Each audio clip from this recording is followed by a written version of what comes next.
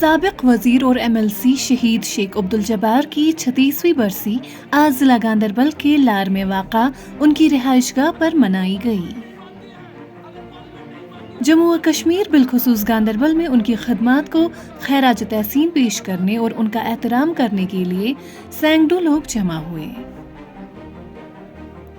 ان کی قبر پر خصوصی فاتحہ خوانی کی گئی، جس کی قیادت ڈی ڈی سی ممبر مولوی محمد یوسف نے کی۔ تقریب کی صدارت جے کے یو ایم کے صدر اور سابق ایم ایل اے گاندربل شیخ اشفاق جبار نے کی۔ اس موقع پر خطاب کرتے ہوئے اشفاق جبار نے شیخ عبدالجبار کو ایک ویژنری کے طور پر سراہا۔ عمر عبداللہ اور این سی پر تنقید کی کہ وہ آرٹیکل 370 اور 35A کو بحال کرنے، قید نوجوانوں کو رہا کرنے، روزگار کے مواقع پیدا کرنے اور یومیہ اجرت کے مسائل کو حل کرنے جیسے وعدوں کو پورا کرنے میں ناکام رہے ہیں۔ انہوں نے وقف امینڈمنٹ بل پر این سی کی خاموشی کی بھی مذمت کی اور سینٹرل یونیورسٹی آف کشمیر کو گاندربل سے بڈگام منتقل کرنے کے کسی بھی اقدام کے خلاف خبردار کیا۔ وائس آف ویلی کے لیے ایاز صوفی کی یہ رپورٹ۔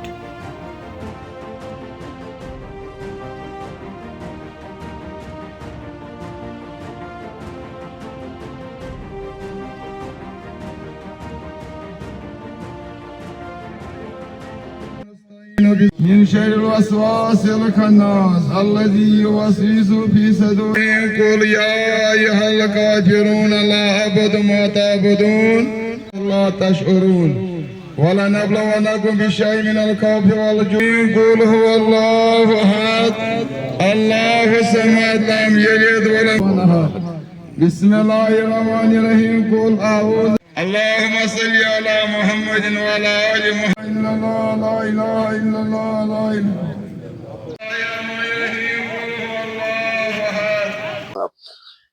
جی آج مرحوم لیڈر شیخ عبدالجبار صاحب کی 36ویں برسی تھی،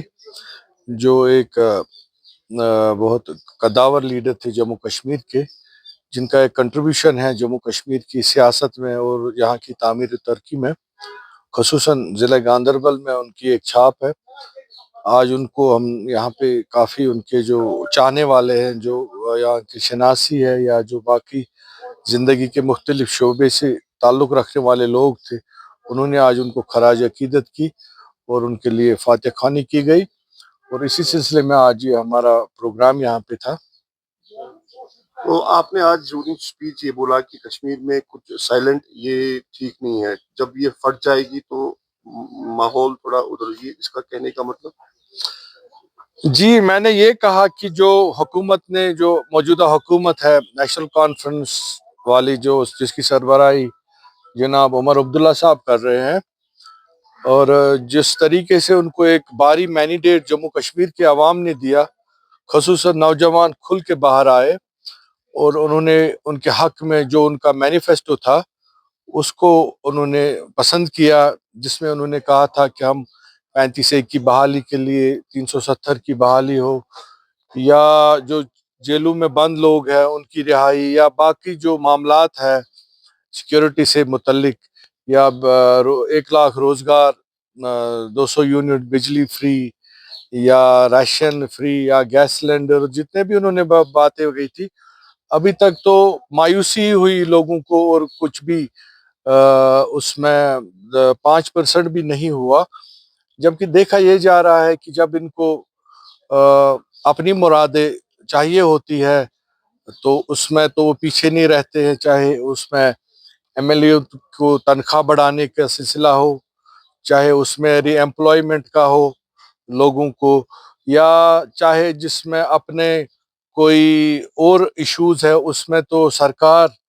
نے ہمیشہ ہی کروڑوں روپے اس پہ خرچ کیے اور وہ چیزیں ہوئی۔ آج ڈیلی ویجر بھی سڑکوں پہ ہے، کیجول لیبر سڑکوں پہ ہے، عام لوگ سڑکوں پہ ہے، کسی کی کوئی سنوائی نہیں ہو رہی ہے۔ ابھی تک آپ دیکھیے سرکار کا یہ حال، ابھی تک 20 اپریل کو آنے کو ہے، آج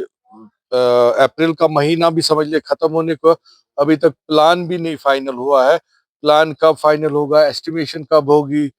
پھر وہ اٹینڈر آؤٹ کب ہوگا، اور پھر کام کب ہوگا؟ जम्मू कश्मीर में खसूसन कश्मीर के खिते में लिमिटेड वर्किंग सीजन है। अगर ऐसे ही चलता रहा मुझे लगता है कि यहाँ सारा जितना भी प्लान इन्होंने जो बजट बनाया है वो सारा लैप्स हो जाएगा। कश्मीर में कोई ऐसा कोई बड़ा काम होगा ही नहीं जिसके लिए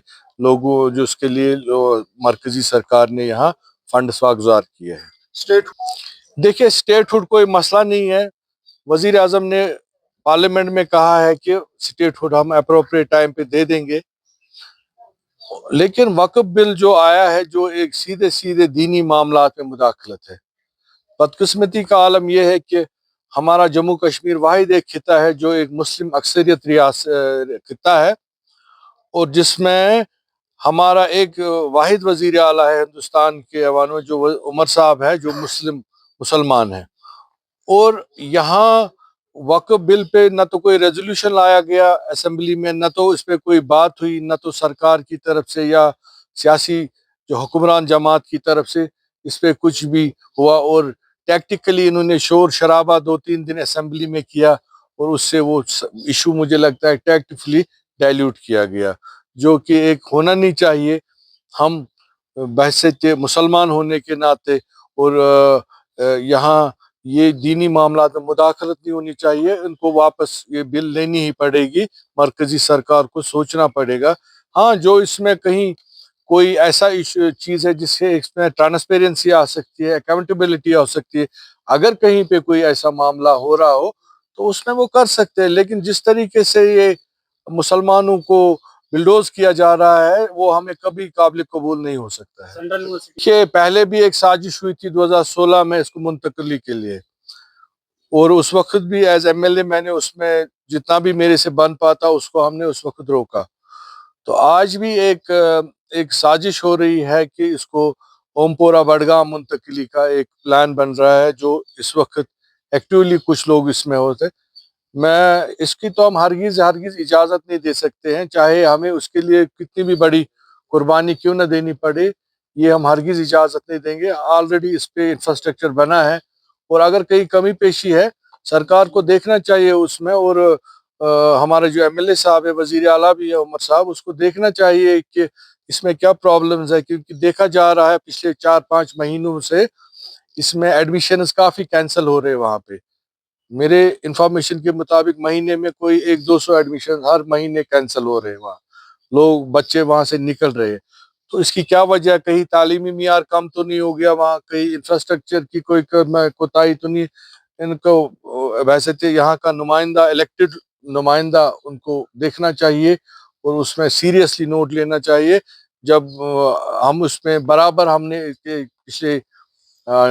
आयाम में हम पूरा इसमें इन टच थे उनके साथ, और जो लोकल लोगों का वहाँ रोजगार का मसला है जिनके साथ वादे किए गए हैं वो भी एमएलए साहब को देखने चाहिए, और उनको हल करने के लिए आज तो उनके अपने हाथ में है, वो कर सकते हैं, और उन जमींदारों को रोजगार मिल जाना चाहिए।